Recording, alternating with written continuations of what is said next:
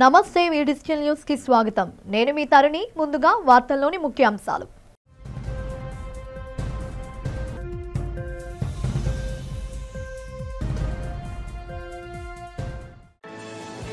రెండవ రోజు ఎమ్మెల్యేల ప్రశ్నోత్తరాలతో కొనసాగిన అసెంబ్లీ సమావేశాలు। సభ్యులు అడిగిన ప్రశ్నలకు సమాధానాలు తెలిపిన సంబంధిత మంత్రులు।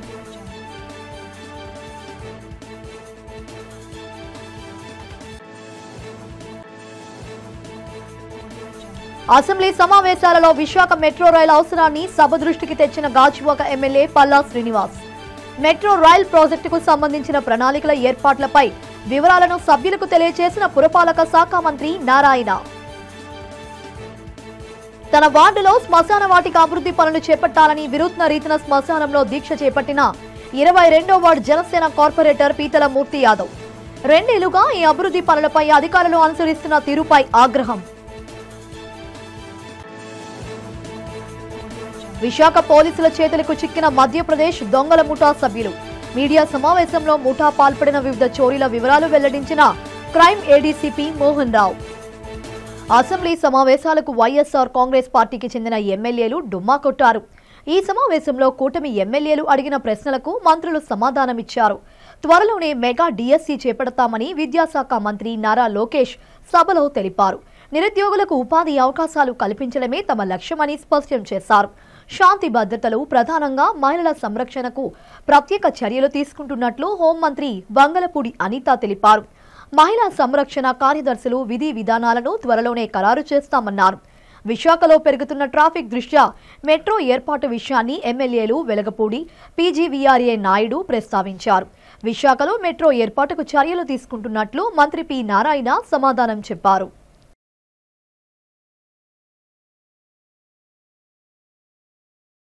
పడుతున్న బాధ అధ్యక్ష వర్ణనాతీతం। ఇంకొకటి ఇందులో కొసమేర్పు ఏంటంటే ఎన్నో సంవత్సరాల కానిస్టేబుల్ కింద చేస్తే హెడ్ కానిస్టేబుల్ ప్రమోషన్ వస్తుంది। హెడ్ కానిస్టేబుల్ దగ్గర నుంచి ఒక ఏఎస్ఐ ఎస్ఐ సిఏ ర్యాంక్ వరకు వెళ్తారు। వీళ్ళు ఎటువంటి రిక్రూట్మెంట్ లేదు, ఎటువంటి శారీరక దృఢ పరీక్షలు లేవు, ఎటువంటి రిటర్న్ టెస్టులు లేవు, ఎటువంటి ట్రైనింగ్స్ లేవు। వీళ్ళకి కూడా మహిళా పోలీస్ దగ్గర నుంచి అప్ టు ఇన్స్పెక్టర్ వరకు కూడా వీళ్ళకి కూడా ఒక ప్రమోషన్ జాబ్ చార్ట్ చేసి ఒక జీవో కూడా రిలీజ్ చేశారు అధ్యక్ష। అప్పుడు మనందరం అనుకునే వాళ్ళం తొగ్గులకు పరిపాలన దానికి ఇది ప్రత్యేక సాక్ష్యం కింద మనం ఈ మహిళా రక్షణ కార్యదర్శుల గురించి చూడాలంటే ఇది మనం చెప్పుకోవచ్చు అధ్యక్ష। ఇన్ని రకాలుగా వీళ్ళు చేసిన అధ్యక్ష వీళ్ళకి ఏంటంటే అధ్యక్ష ఎస్కార్ డ్యూటీలు, బందోబస్తు డ్యూటీలు, వాళ్ళు అక్కడికి వచ్చి ఏడ్చేవారు అధ్యక్ష। ప్రస్తుతం చాలా మంది మేము వచ్చిన తర్వాత కూడా ఇప్పుడు ఈ విషయంలోనే గౌరవ సభ్యులందరూ కూడా చెప్పడం జరిగింది। వీళ్ళు పోలీస్ డిపార్ట్మెంట్ కి సంబంధించిన వాళ్ళ కింద ఉంచాలా, లేకపోతే ఐసిడిఎస్ లో మనం పంపించుకోవాలా, వేరే ఎవరికైనా ఏదైనా జాబ్ చార్ట్ ఇచ్చి సపరేట్ గా వీళ్ళు ఏదైనా మనం చేయాలా అనేది ఆలోచన చేసుకోవడానికి ఒక సుదీర్ఘమైన చర్చ అయితే జరగాలి అధ్యక్ష। మేము చర్చిస్తాం అధ్యక్ష।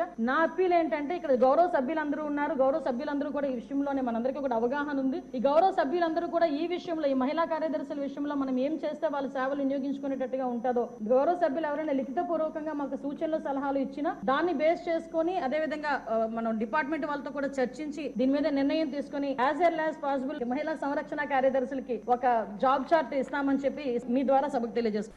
ఏపీ అసెంబ్లీ సమావేశాల్లో రెండో రోజు పలు అంశాలపై సభ్యులు మాట్లాడారు। విశాఖ మెట్రో రైలు అంశాన్ని గాజువాక ఎమ్మెల్యే పల్లా శ్రీనివాసరావు ప్రస్తావించారు। మెట్రో రైలు అవసరాన్ని ఆయన సభ దృష్టికి తెచ్చారు। జనసాంద్రత పెరుగుతున్న కొద్దీ విశాఖలో ట్రాఫిక్ సమస్య పెరుగుతోందని, ఈ నేపథ్యంలో మెట్రో రైలు ప్రాజెక్టు అమలైతే ప్రజలకు ఇబ్బందులు తప్పుతాయన్నారు। ఈ అంశంలో ఎటువంటి చర్యలు తీసుకున్నారన్నది చెప్పాలని కోరారు। కాంప్రహెన్సివ్ మొబిలిటీ ప్లాన్ రెడీ చేశారా అని మేము అడిగాం అధ్యక్ష।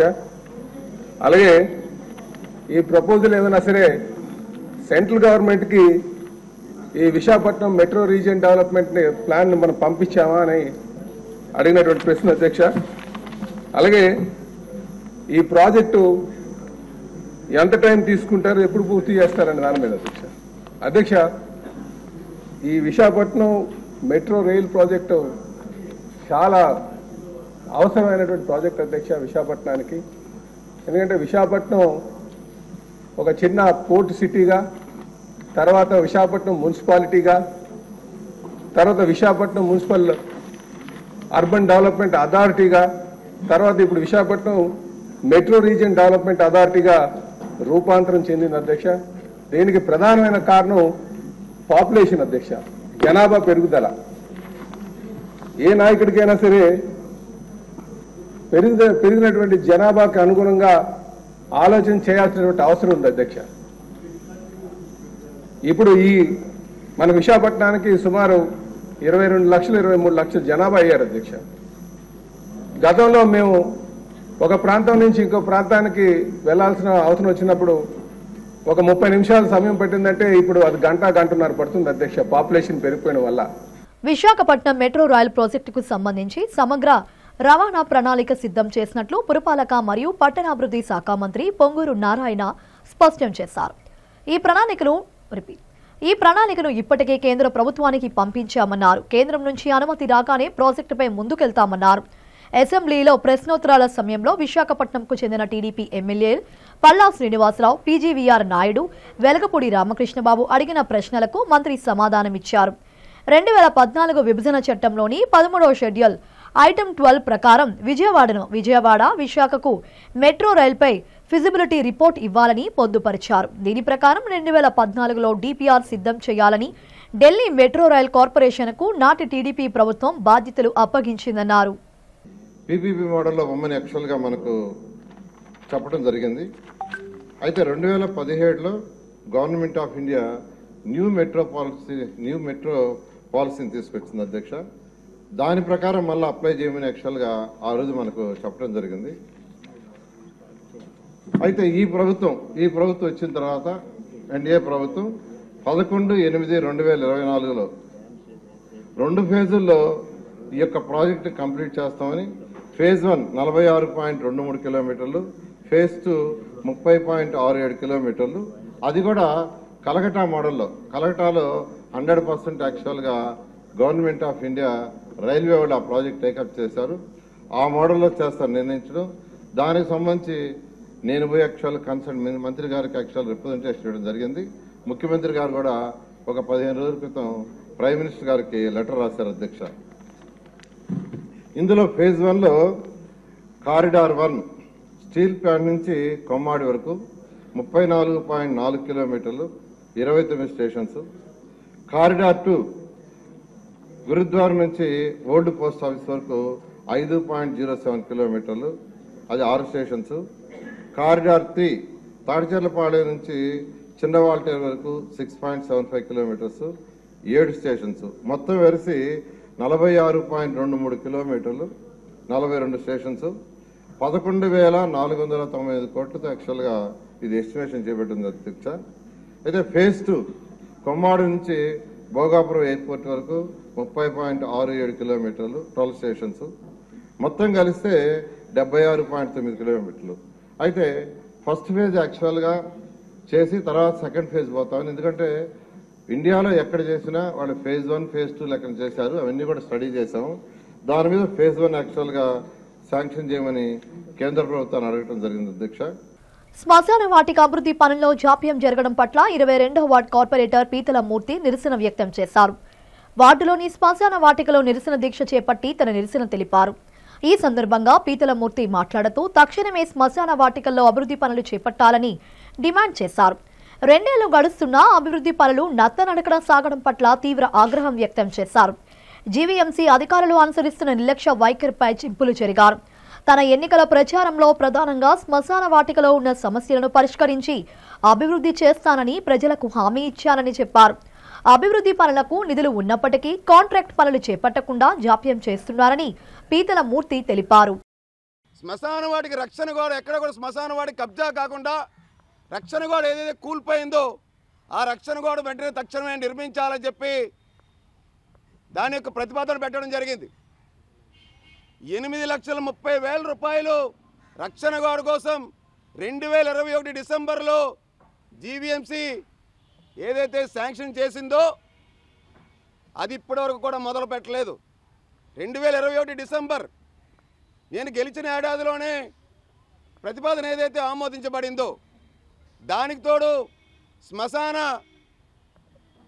వచ్చేటువంటి ఎవరైతే కాలం చెల్లిన వాళ్ళు ఎవరైతే ఉంటారో వాళ్ళందరికీ కూడా ఈ యొక్క శ్మశాన అభివృద్ధి చేయాలని చెప్పి 48,58,000 రూపాయలతో ఒక అభివృద్ధి ప్రణాళికను రూపొందించి టెండర్ అయినప్పటికీ కూడా జనవరి 2023లో కాంట్రాక్టర్ అగ్రిమెంట్ అయినప్పటికీ కూడా ఆ కాంట్రాక్టర్లతోని జీవీఎంసీ అధికారులు ఎందుకు పనులు చేయించటం లేదు? 2 ఏళ్ళు గడుస్తున్నా కానీ వార్డు ప్రజలు పదే పదే నిలదీస్తున్నప్పటికీ కూడా నన్ను జీవీఎంసీ అధికారుల దృష్టిలో శ్మశాన అభివృద్ధి పనులు వెంటనే మీరు మొదలు పెట్టాలని చెప్పి 3 కౌన్సిల్ సమావేశాల్లో నేను నిలదీయడం జరిగింది, ప్రశ్నించడం జరిగింది. విశాఖ నగర వ్యాప్తంగా పలు చోరీలకు పాల్పడి తప్పించుకు తిరుగుతున్న మధ్యప్రదేశ్ రాష్ట్రం ధార్ ముఠా గ్యాంగ్ సభ్యుడు Gajuwaka south sub division crime పోలీసులు అరెస్టు చేశారు. ఈ సందర్భంగా గాజువాక పోలీస్ స్టేషన్లో ఏర్పాటు చేసిన మీడియా సమావేశంలో నగర crime ADCP Mohan Rao, ACP D Lakshman Rao, south crime CI K Srinivasarao దీనికి సంబంధించిన వివరాలు వెల్లడించారు. దువ్వాడ పిఎస్ పరిధిలోని శివాజీనగర్ ప్యాలెస్ హైట్స్ లో నివసిస్తున్న వినోద్ బాబు కుటుంబ సభ్యులతో గత నెల 16న తిరుపతి వెళ్లారు. ఈ నెల 1న అపార్ట్మెంట్ వాచ్మెన్ ఇంటి తాళాలు మెయిన్ డోర్ పగలగొట్టి ఉండడం చూసి వినోద్ బాబుకు ఫోన్ ద్వారా సమాచారం ఇచ్చాడు. 2వ తేదీన ఆయన ఇంటికి వచ్చి చూసుకోగా బీరువా, బెడ్రూమ్లోని కబోర్డుల్లో సామాగ్రి చిందరవందరంగా పడున్నాయి. 6 తులాల బంగారు ఆభరణాలు, 3.5 కేజీల వెండి వస్తువులు, కొంత నగదు చోరీకి గురైనట్లు గుర్తించి దువ్వాడ పోలీసులకు ఫిర్యాదు చేశారు. దర్యాప్తులో భాగంగా క్రైమ్ బృందాలు సీసీ కెమెరాలను పరిశీలించగా మధ్యప్రదేశ్కు చెందిన ధార్ జిల్లా 6 సభ్యులు ముఠా గ్యాంగ్ చోరీకి పాల్పడినట్లు నిర్ధారించి వారి కోసం ప్రత్యేక బృందాలు ఏర్పాటు చేశామన్నారు. ఏటూ నిందితుడు సహదర్ కూర్మనపాలెంలో ఒక బంగారు దుకాణం వద్ద అనుమానాస్పదంగా తిరుగుతుండగా వలపన్ని పట్టుకున్నామన్నారు. నిందితుడి వద్ద నుండి చోరీ సొత్తును స్వాధీనం చేసుకుని అరెస్టు చేసినట్లు వెల్లడించారు. క్రైమ్ టీమ్ వారి దర్యాప్తులో భాగంగా సీసీ కెమెరాలు, సాంకేతిక పరిజ్ఞానం ఉపయోగించి ముద్దాయి గురించి పూర్తి వివరాలు సేకరించి 12/11/24 తేదీన ఉదయం 8 గంటలకి శ్రీ ఓం మణికంఠ జ్యువెలరీ షాపు ఎదురుగా కోర్మన్నపాలెం మెయిన్ రోడ్ వద్ద ముద్దాయిని Duvvada crime police station SI గారు అరెస్ట్ చేసి రిమాండ్ చేసి పంపడం జరిగింది. దర్యాప్తులో భాగంగా తెలియవచ్చింది ఏంటంటే, పై జరిగిన నేరాల్లో ముద్దాయిలు మధ్యప్రదేశ్కు చెందిన ధార్ గ్యాంగ్ ముఠా సభ్యుల గురించి వారు గతంలో కూడా దువ్వాడ, స్టీల్ ప్లాంట్, గాజువాక ప్రాంతాలలో దొంగతనాలు చేస్తున్నారని వారిని పట్టుకొని రిమాండ్ కూడా పంపడం అయింది. అయినప్పటికీ మళ్ళీ వారు ఇక్కడికి వచ్చి దువ్వాడ మరియు పరివాడ ఏరియాల్లో దొంగతనాలు చేస్తూనే ఉన్నారు. రాష్ట్ర ప్రభుత్వం పారిశుద్ధ్య కార్మికుల సమస్యలను పరిష్కరించాలని పాఠశాలల శానిటేషన్ వర్కర్స్ యూనియన్ నాయకురాలు బంగారు తల్లి డిమాండ్ చేశారు. యూనియన్ ఆధ్వర్యంలో కార్మికుల సమస్యలను పరిష్కరించాలంటూ జీవీఎంసీ గాంధీ విగ్రహం వద్ద నిరసన తెలిపారు. ఈ సందర్భంగా బంగారు తల్లి మాట్లాడుతూ పాఠశాలలో పనిచేసే పారిశుద్ధ్య కార్మికుల జీతాలను పెంచాలన్నారు. ప్రభుత్వం కనీస వేతనాలను వర్తింపచేయాలని డిమాండ్ చేశారు. అదేవిధంగా వారికి చీపుర్లు, ఫినాయిలు, బ్లీచింగ్ లాంటి మెటీరియల్ను ప్రభుత్వమే ఉచితంగా అందచేయాలన్నారు. గత ఎన్నికల్లో పారిశుద్ధ్య కార్మికులకు ఇచ్చిన హామీలను నెరవేర్చాలని రాష్ట్ర కూటమి ప్రభుత్వాన్ని డిమాండ్ చేశారు. మేము స్కూల్లో పనులు అయితే చేస్తున్నాం. గత 10 సంవత్సరాల నుండి స్కూల్లోని 2000 రూపాయల జీతాల కాడ నుండి అందరం కూడా పనిచేస్తున్నాం.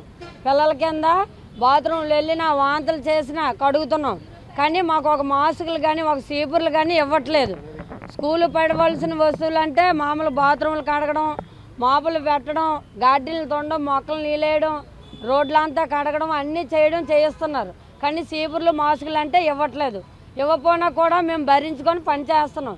చేసిన పిల్లల కింద, సార్ల కింద, టీచర్ల కింద స్కూల్లో అంతా పని చేసినా కూడా మా శాలరీ 4 నెలల నుండి, ఈ ప్రభుత్వం కొత్త ప్రభుత్వం వచ్చిన కాడి నుండి 4 నెలల నుండి జీతాలు లేవు. జీతాలు లేకపోయినా కూడా మేము ప్రభుత్వాన్ని నమ్ముకొని పనిచేస్తున్నాం. నాయకుల దగ్గర ఏటని అడిగితే నాయకులు అందరూ అంటున్నారు, మీరు మానేయండి, మాకు అవసరమైన వాళ్ళకి పని వేసుకుంటాము అని మాకు బెదిరిస్తున్నారు. బెదిరించినా కూడా గత 10 సంవత్సరాల నుండి మేము పని చేసినా కూడా, మేము బెదిరించినా కూడా మేము మానలేదు. పని చేస్తున్నాం, ఏది ఇవ్వకపోయినా పని చేస్తున్నాం. అయినా మా శాలరీ పడాలి, మా జీతాలు పెంచాలి, మా కష్టం అనేది ప్రభుత్వాన్ని తెలియాలి. నాయకులందరూ కూడా మీరు మానేస్తే బోల్డ్ జనం వస్తారని మాకు భయం పెస్తున్నారు. 10 సంవత్సరాల నుండి ఈ 2000 రూపాయల శాలరీ కాడ నుండి చేసుకొని వచ్చాం. గత సంవత్సరంలో చంద్రబాబు నాయుడు గారు వచ్చారు, ఆ బాబు వేసిన పని కాడ నుండి మేము నమ్ముకొని ఉన్న 6000 రూపాయలు జీతం అయింది. ఉదయం 8:30 నుండి సాయంత్రం 5 గంటల దాకా స్కూల్లో పనే చేయిస్తున్నారు. కానీ చేస్తున్నాం భరించుకొని. 300 మందికి ఒకే ఆయాన్ని కొట్టి చేస్తున్నారు. పెద్ద స్కూళ్ళు ఉన్నాయి, పెద్ద స్కూల్లో ఉన్నలోని ఒక్క ఆయా నట్టుకునే పని చేయిస్తున్నారు.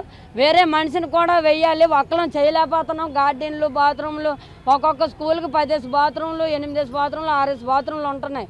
అవి చేసినప్పటికే మనుషులకి పీకిపోయినట్లుగా అయిపోతున్నాం.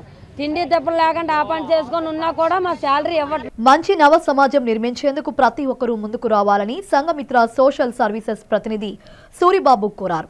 జీవీఎంసీ గాంధీ విగ్రహం వద్ద సమాజ మార్పునకు ప్రయత్నించాలంటూ ప్రజలను చైతన్యపరిచే కార్యక్రమాన్ని నిర్వహించారు. ఈ సందర్భంగా ఆయన మాట్లాడుతూ సమాజంలో అశాంతికి కారణం మనమేనని అన్నారు.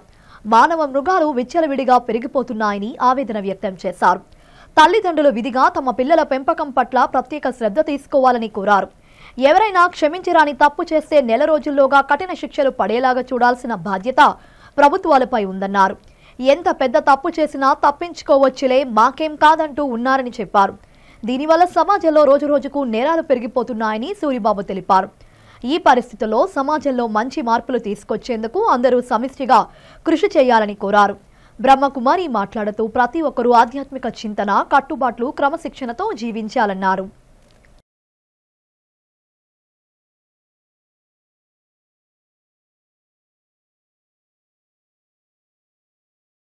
నేను గత 22 సంవత్సరాలుగా సమాజ శ్రేయస్సు కోసం సమాజంలోనున్న కొంచెం చెడ్డవాళ్ళు పరివర్తన చెందాలని కొంచెం మోటివేషన్ మేటర్లతోటి ఇలా మన సంఘమిత్ర చైతన్య రథాలతోటి ప్రచారం చేస్తున్నాను.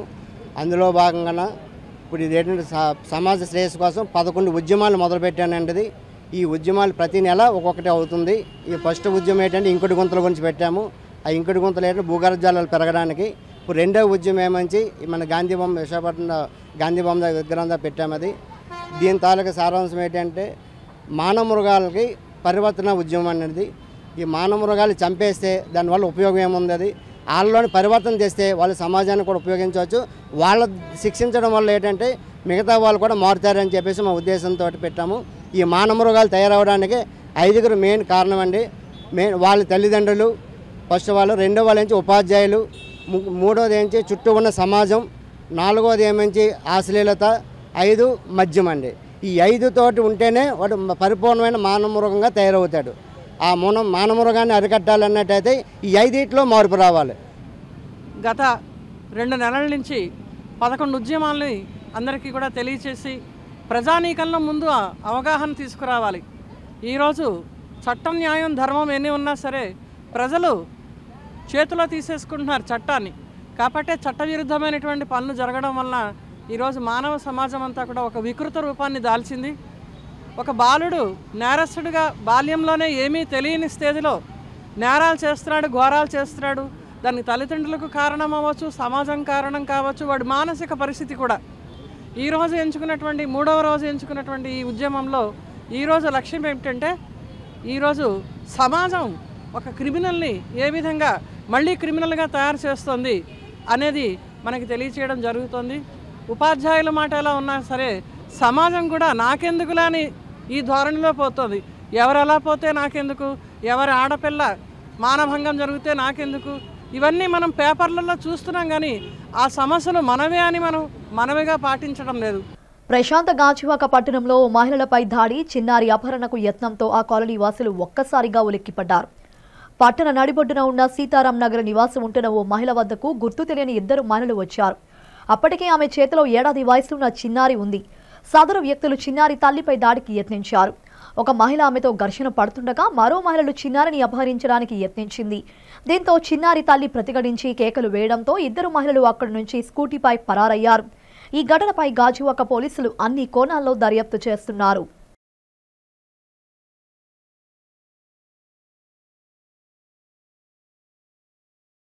మొన్న ముందు రోజు ఫస్ట్ 7 గంటలకు వచ్చారండి. 7 గంటలకు వచ్చి గేటు కొట్టారు. అమ్మ అమ్మ అని పిలిచారు. ఎవరు కావాలమ్మా అంటే అన్నం పెట్టండి అని అన్నారు. అన్నమో లేదు, ఏమీ లేదమ్మా అని నేను పంపించాను.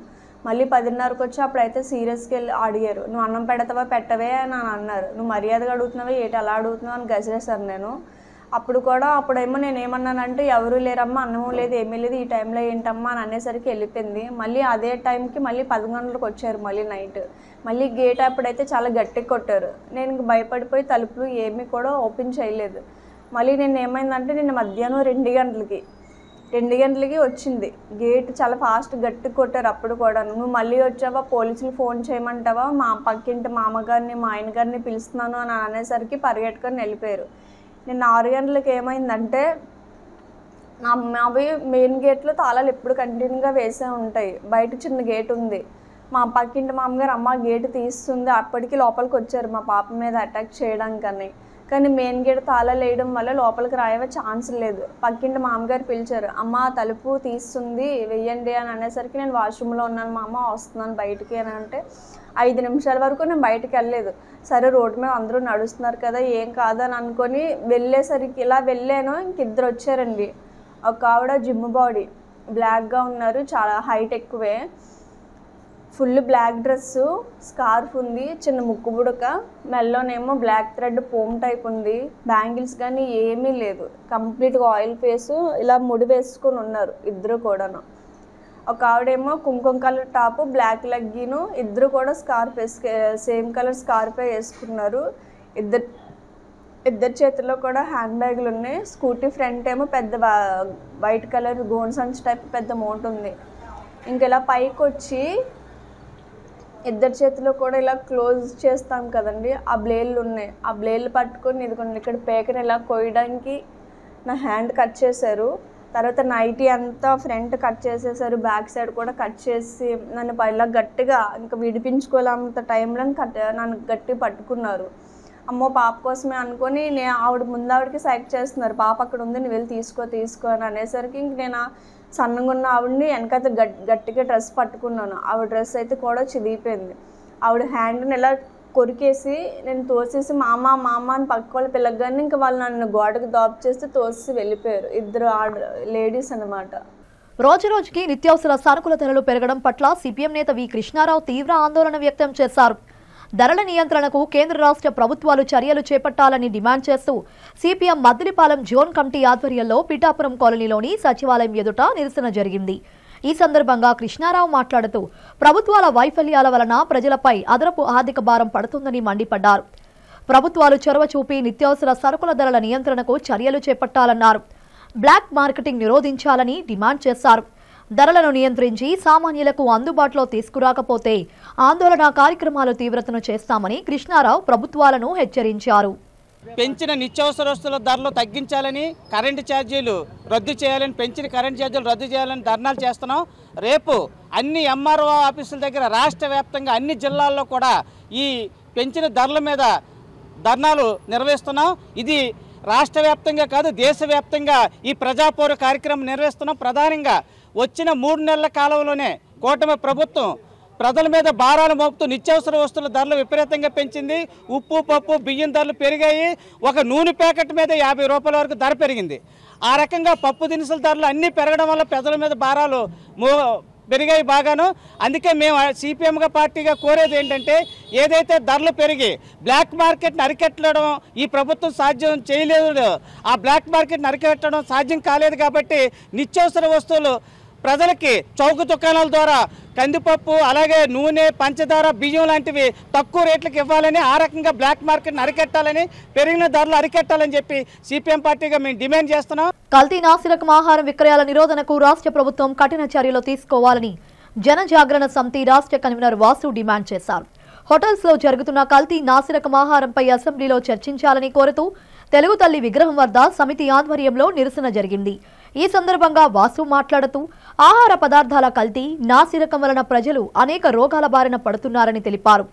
ఫుడ్ సేఫ్టీ అధికారులు విస్తృతంగా తనిఖీలు నిర్వహించి ప్రజలకు చక్కని ఆహారం అందే విధంగా చర్యలు తీసుకోవాలన్నారు. ఈ విషయమై రాష్ట్ర ప్రభుత్వం కఠిన చర్యలు తీసుకుని ప్రజా ఆరోగ్యాన్ని కాపాడాలని డిమాండ్ చేశారు. ఈ ఆందోళన కార్యక్రమంలో జనజాగరణ సమితి నాయకులు సునీల్ కుమార్, కృష్ణ కౌశిక్, దేవర శంకర్, సంజయ్ తదితరులు పాల్గొన్నారు.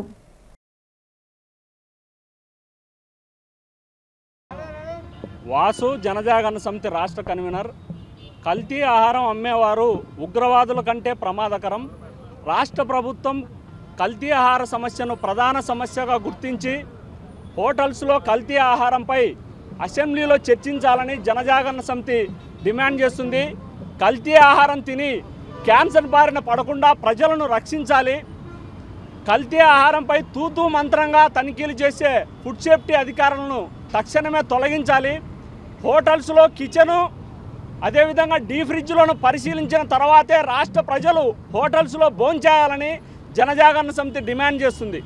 కేజీహెచ్లో విధులు నిర్వహిస్తున్న సెక్యూరిటీ గార్డులకు బకాయి పడ్డ 3 నెలల జీతాలు వెంటనే ఇవ్వాలని కోరుతూ అక్కైపాలెం లేబర్ కార్యాలయం వద్ద సిఐటియు ఆధ్వర్యంలో ధర్నా నిర్వహించారు. ధర్నా అనంతరం సీటు నాయకులు చంద్రశేఖర్, జిల్లా ప్రధాన కార్యదర్శి RKSV Kumar, M Subbarao, Chandramouli, Santosh, Y Raju, joint labour commissioner తమ సమస్యలపై వినతి పత్రం అందజేశారు. ఈ సందర్భంగా వారు మాట్లాడుతూ బకాయి పడ్డ 3 నెలల వేతనాలతో పాటు ఈఎస్ఐ, పిఎఫ్ సక్రమంగా అమలు చేయాలని, ఉద్యోగులపై కాంట్రాక్ట్ అధికారుల వేధింపులు ఆపాలని, కనీస వేతనాలు అమలు చేయాలని జాయింట్ లేబర్ కమిషనర్ను వినతి పత్రం ద్వారా కోరడం జరిగిందన్నారు. ఈ విషయమై ఆయన సానుకూలంగా స్పందించి సదరు కాంట్రాక్టర్ను అధికారులను త్వరలోనే పిలిపించి అందరి సమక్షంలో మీటింగ్ ఏర్పాటు చేస్తామని హామీ ఇచ్చారని తెలిపారు. ఈ ధర్నాలో సిఐటియు కార్మికులు, కేజీహెచ్ సెక్యూరిటీ సిబ్బంది పాల్గొన్నారు. ఈరోజు లేబర్ కమిషనర్ కార్యాలయం వద్ద ధర్నా నిర్వహించడం జరుగుతుంది. ఏదైతే సెక్యూరిటీ గార్డులకి 3 నెలల నుంచి జీతాలు ఇవ్వకపోవడం, జీతాలు అడిగినందుకు ఉద్యోగులపై వేధింపులు చేయడం, అలాగే న్యాయమైన ఏదైతే కనీస వేతనాలు అమలు చేయకపోవడం, ఈఎస్ఐ, పిఎఫ్ సక్రమంగా అమలు చేయకపోవడం గురించి ఈరోజు లేబర్ కమిషనర్ కార్యాలయం వద్ద ధర్నా ఏర్పాటు చేయడం అనేది అందులో భాగంగానే ఈరోజు ఇక్కడ ధర్నా చేయడం జరుగుతుంది. ఈరోజు కేజీహెచ్లో 200 మంది సెక్యూరిటీ గార్డులు ఉండాలని ఏదైతే సంస్థ ఒప్పందం చేసుకుందో ఆ సంస్థ ఈరోజు స్పష్టంగా ఆర్టీఏ ప్రకారం 200 మంది ఉండాలని చెప్తుంది. కనీసం 100 మంది కూడా లేకుండాను ఈరోజు సెక్యూరిటీ గార్డులు విధులు నిర్వహించుకొని 100 మంది జీతాలు అడ్డంగా కేజీహెచ్లో సూపరింటెండెంట్ కాంట్రాక్ట్ దోచేస్తున్నాడు. ఇదేమని అడిగితే యూనియన్ నాయకుల పట్ల అసభ్యంగా ప్రవర్తిస్తున్నారు. ఈరోజు సెక్యూరిటీ గార్డుల పట్ల కూడాను సూపర్వైజర్లు ఎవరైతే పిఆర్ఓ బలరాం గారు ఉన్నారో బలరాం గారు కూడాను అత్యంత దుర్మార్గంగా వ్యవహరిస్తున్నారు. దీన్ని బట్టే ఈరోజు మొన్న అంతకు ముందుసారి కూడా కలెక్టర్ గారికి 5 సార్లు కలిసాం. అయ్యా, సెక్యూరిటీ గార్డులు జీతాలు ఇవ్వడం లేదు, జీతాలు అడిగినందుకు హెరాస్మెంట్ పెరిగిపోయిందంటే కనీసం కలెక్టర్ గారు కాదు అసలు పట్టించుకోవడమే పోయింది. దేశంలోని ప్రముఖ పుణ్యక్షేత్రంగా విరాజిల్లుతున్న సింహాచలం శ్రీ వరాహలక్ష్మీ నరసింహస్వామి వారి నిత్య కళ్యాణం అత్యంత వైభవంగా జరిగింది. ఆర్జిత సేవల్లో భాగంగా అర్చక స్వాములు ఉత్సవమూర్తి గోవిందరాజస్వామిని ఉభయ దేవేరులతో మండపంలో అధిష్ఠింపచేశారు. నిత్య కళ్యాణంలో పాల్గొన్న భక్తులు గోత్రనామాలతో సంకల్పం చెప్పి పాంచాంతరంగమ శాస్త్రం విధానంలో విశ్వకేశన ఆరాధన, పుణ్యహ వచనాలతో కార్యక్రమానికి శ్రీకారం చుట్టారు. కంకణ ధారణ, నూతన యజ్ఞోపవిత సమర్పణ, జీలకర్ర బెల్లం, మాంగళ్య ధారణ, తలంబ్రాల ప్రక్రియలను కమనీయంగా జరిపించారు. మంత్ర పుష్ప మంగళ శాసనాల తర్వాత భక్తులకు వేద ఆశీర్వచనాలు, శేషవస్త్రాలు, స్వామివారి ప్రసాదాలను అందచేశారు. అనంతరం స్వామివారి అంతరాలయంలో దర్శనం కల్పించారు.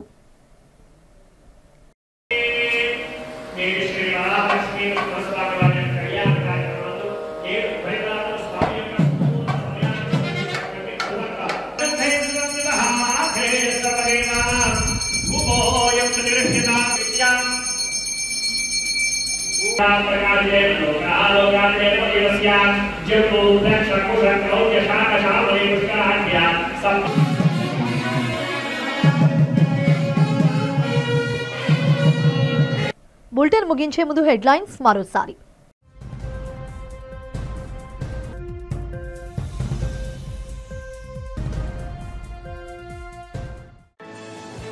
రెండవ రోజు ఎమ్మెల్యేల ప్రశ్నోత్తరాలతో కొనసాగిన అసెంబ్లీ సమావేశాలు. సభ్యులు అడిగిన ప్రశ్నలకు సమాధానాలు తెలిపిన సంబంధిత మంత్రులు.